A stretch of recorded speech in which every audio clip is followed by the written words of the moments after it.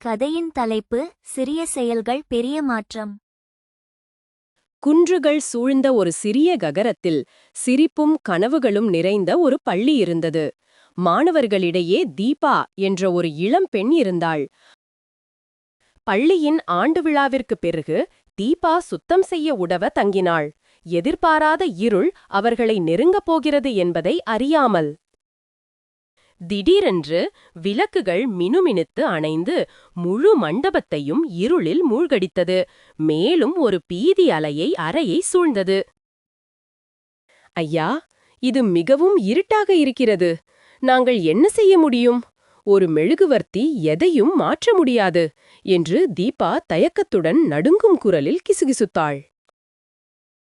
ரவிசார் அமைதியான புன்னகையுடன் ஒரு சிறிய தீப்பெட்டியை எடுத்து ஒரு மெழுகுவர்த்தியை ஏற்றி மேடையில் வைத்தார்.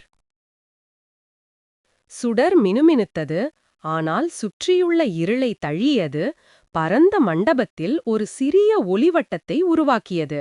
தீபா, பார்த்தாயா? ஒரு மெழுகுவர்த்தி எல்லா இருளையும் போக்க முடியாது, ஆனால் அது வழியை காட்ட முடியும். ஒவ்வொருவராக மற்ற மாணவர்களும் தங்கள் சொந்த மெழுகுவர்த்திகளை ஏற்றி வைத்தனர். விரைவில் முழு மண்டபமும் ஒரு சூடான, நம்பிக்கையான ஒளியுடன் பிரகாசிக்கத் தொடங்கியது.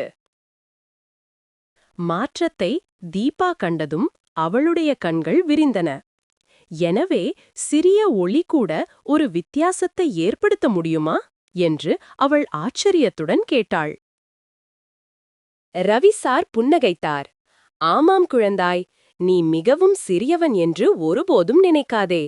ஒரு சிறிய கருணை செயல், ஒரு தைரியமான சொல் அல்லது ஒரு சிறிய முயற்சி கூட ஒருவரின் வாழ்க்கையை பிரகாசமாக்கும்.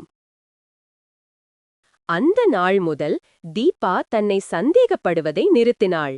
அவளுடைய சிறிய முயற்சிகள் கூட முக்கியம் என்றும் அவளும் உலகத்திற்காக தனது ஒளியை பிரகாசிக்கச் செய்ய முடியும் என்றும் அவள் உணர்ந்தாள்.